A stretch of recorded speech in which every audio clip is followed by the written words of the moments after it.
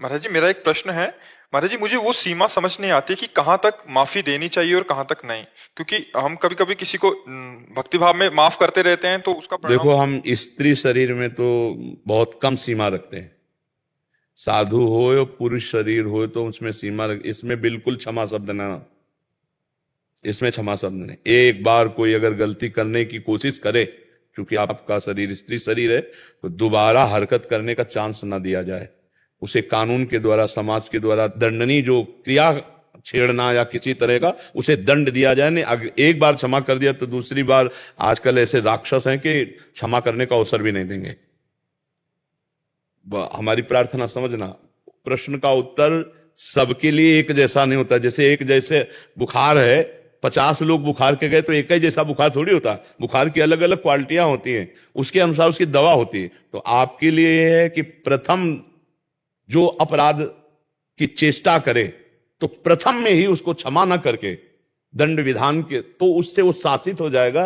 अगर आपने मुस्कुराकर क्षमा भाव कर दिया कि चलो क्षमा, तो अगली बार अगला चांस तो आपको क्षमा का नहीं देगा सामने वाला, क्योंकि आसुरी प्रवृत्ति से लोग, और आसुरी प्रवृत्ति को दंड विधान के द्वारा ही शासित किया जा सकता है, विनय के द्वारा नहीं। आसुरी प्रवृत्ति का एक ही उपाय है दंड विधान, विनय नहीं। हां, चूक हो गई, गलती हो गई हमसे, अब दोबारा नहीं होगी, तो देखना चाहिए कि ये व्यक्ति गलत नहीं है पर चूक हो रही है, तो भाई जा, आगे से कभी किसी के साथ गलती मत करना, क्षमा किया। लेकिन अगर वो चूक ना करके दंड अपराध की प्रवृत्ति में आगे बढ़ रहा है तो फिर हमें क्षमा नहीं करना चाहिए।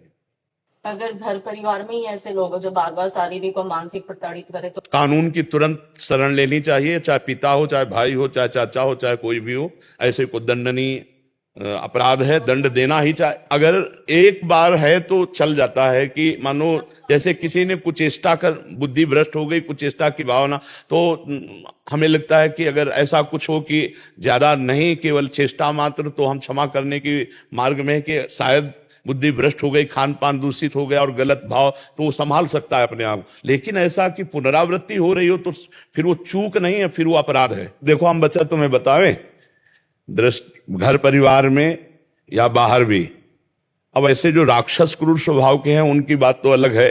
नहीं, अपनी दृष्टि और अपने नेत्रों में पावर होना चाहिए। तो जल्दी कोई एक बात और समझ लो, हम बच्चापन से बाबा जी रहे तो ये इसका भी अनुभव है हमको गंगा किनारे, कि अपनी दृष्टि पवित्र है और अपनी दृष्टि में जान है, तो दूसरी दृष्टि हमारे प्रति ज्यादा। और अगर कोई राक्षसी स्वभाव का है तो हमारा कानून है, हमारी समाज है, हमको उसको पेश करना चाहिए, क्योंकि उससे वो भी पवित्र होगा। अपराधी दंड पा करके पवित्र होता है और आगे से उसके अपराध प्रवृत्ति रुकने की गुंजाइश है। तो हमें लगता है चाहे पिता हो, चाहे माता हो, चाहे भाई हो, चाहे बहन हो, चाहे कोई भी हो, यदि वो अपराध प्रवृत्ति की तरफ बढ़ रहा है तो मुझे दंड विधान उसको दिलवाना चाहिए, जिससे वो पवित्र हो, उसकी अपराध प्रवृत्ति रुके, अपराध प्रवृत्ति को आगे बढ़ावा ना दिया जाए। सद्भावना सबके प्रति है, लेकिन आजकल बच्चा ऐसा वातावरण चल रहा है, पति पत्नी को, पत्नी पति को, पुत्र माता पिता को, माता पिता पुत्र को, कहीं भी कोई संबंध सुरक्षित नजर आ रहा है क्या? और अभी तो कलयुग के 5000 वर्ष हुए, 4,32,000 वर्ष है। तो आप तो थोड़ा बालिक भी हो, आप अपनी सुरक्षा कर सकती हो। कहीं इस तरह का बर्ताव हो जो आपके चरित्र को दूषित करने वाला हो, तो हमारे कानून की सहायता लेकर के उनको पवित्र करना है। अपराधी को दंड मिलना, उसके अपराध से निवृत्ति होकर अपराध प्रवृत्ति पर शासन होना है, उनका मंगल हो जाएगा और आप सुरक्षित हो जाओगी।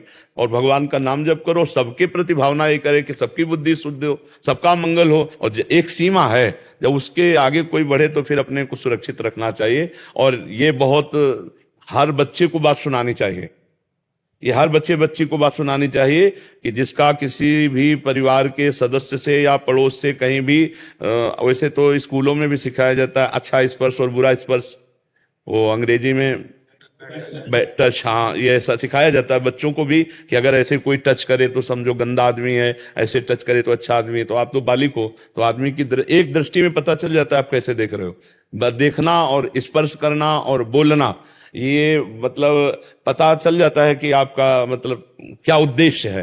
तो हमको उसी समय सावधान हो जाना चाहिए। अगर पूज्य जन है, अपने परिवार के जन हैं, तो खुल करके बोलना चाहिए। ये क्या है तरीका आपका, ये आपका तरीका क्या है? अगर इस तरीके से आप, तो फिर हमारे भारत सरकार ने व्यवस्था की, कानून की, आप जाकर के वो प्रार्थना पत्र दीजिए, रिपोर्ट कहते हैं, हाँ, या हाँ जो भी करते हैं उससे सुरक्षा में आइए।